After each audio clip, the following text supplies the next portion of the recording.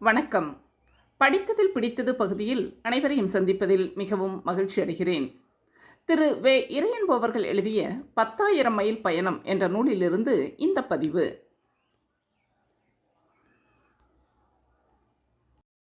விளையாட்டுக்கு தலையாட்டுவோம். ஒரு பகுதியில் மட்டுமே விளையாடப்பட்டு வந்தவை மற்ற இடங்களுக்கு பயணத்தினால் பரிமாறப்பட்டன. வியாபாரத்திற்காகவும் யாத்திரைக்காகவும் வந்தவர்கள் அந்நிய பிரதேசத்தில் புதிய விளையாட்டுகளை கண்டு வியந்து அவற்றை தங்களுடைய பகுதிக்கு எடுத்துச் சென்று அறிமுகப்படுத்தினர். அவை நாளடைவில் மருவி புதிய புதிய விளையாட்டுகளாக பரிமளித்தன.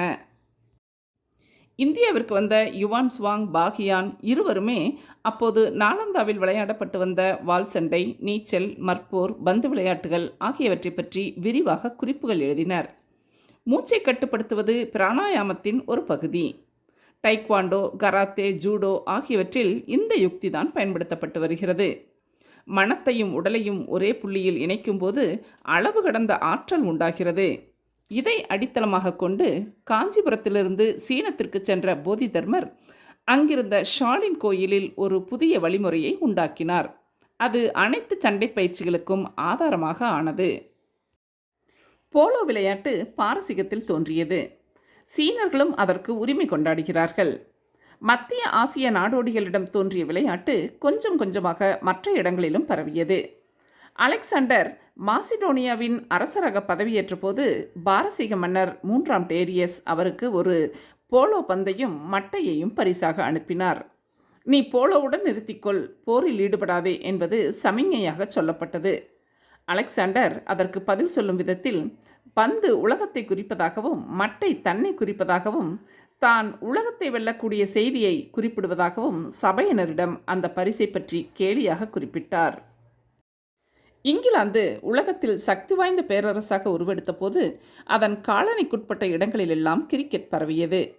அதற்கான மூலம் ஸ்காட்லாந்தில் விளையாடப்பட்டு வந்த கேட் அண்ட் டாக் என்கிற விளையாட்டுதான் என்று குறிப்பிடுவார்கள்.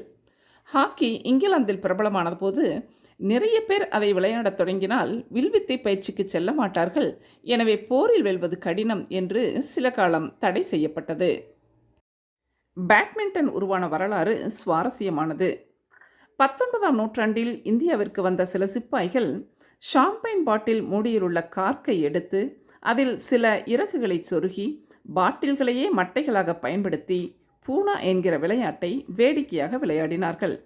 அது உடனடியாக பிரபலமானது. இங்கிலாந்து இராணுவ அதிகாரிகள் அதை தங்கள் தாயகத்திற்கு எடுத்துச் சென்றார்கள். அதை டியூக் ஒருவர் மிகவும் நேசித்தார். அவரது கிராமத்தின் பெயர் பேட்மிண்டன். அந்த பெயராலேயே அது உலகமெங்கும் அறிமுகமானது. 2500 ஆண்டுகளுக்கு முன்பு சீனத்தில் குஜு என்கிற விளையாட்டு பிரசித்தியாக இருந்தது. கிட்டத்தட்ட அது கால்பந்து போல.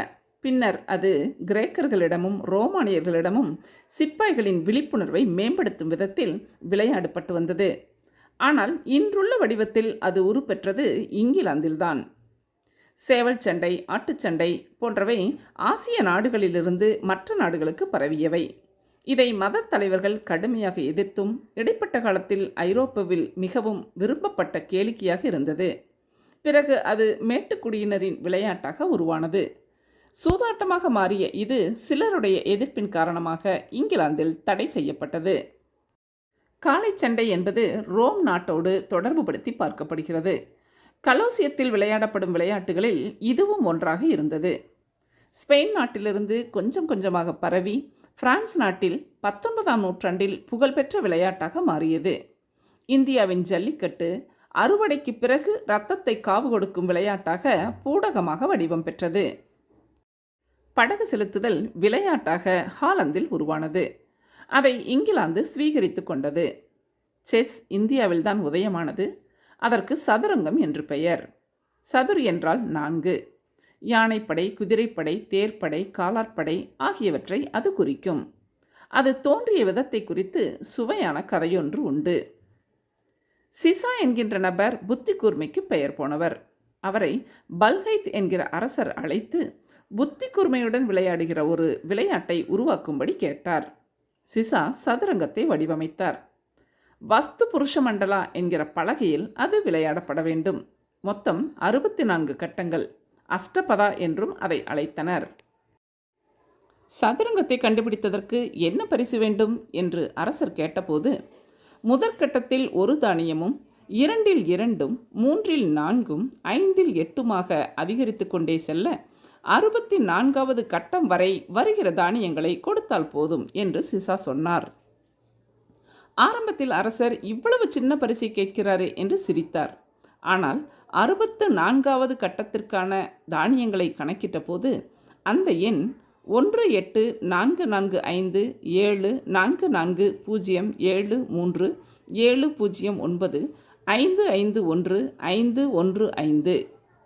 இது இன்று உலகம் முழுவதும் விளையும் தானியங்களின் எண்ணிக்கையை விட அதிகமானது. எனவே அரசர் தானியங்களுக்கு பதிலாக தங்க நாணயங்களை கொடுத்தனுப்பினார். சதுரங்க விளையாட்டு அரசர்களுக்கு போர்க்கலையை கற்றுத்தரும் விளையாட்டாக திகழ்ந்ததால் வேகமாக பரவியது. பாரசீகத்திற்கு கோஸ்ரோஸ் என்கிற மன்னன் ஆண்டபோது அறிமுகமானது. இது குறித்து பாரசீக கவிஞர் பிர்தலிசி விரிவாக எழுதியிருக்கிறார். முகமது பின் துக்ளக் அதிக நேரத்தை சதுரங்கத்தில் கழித்ததாக அவர் குறித்த நாடகத்தில் கிரிஷ் கர்னாட் எழுதியிருக்கிறார்.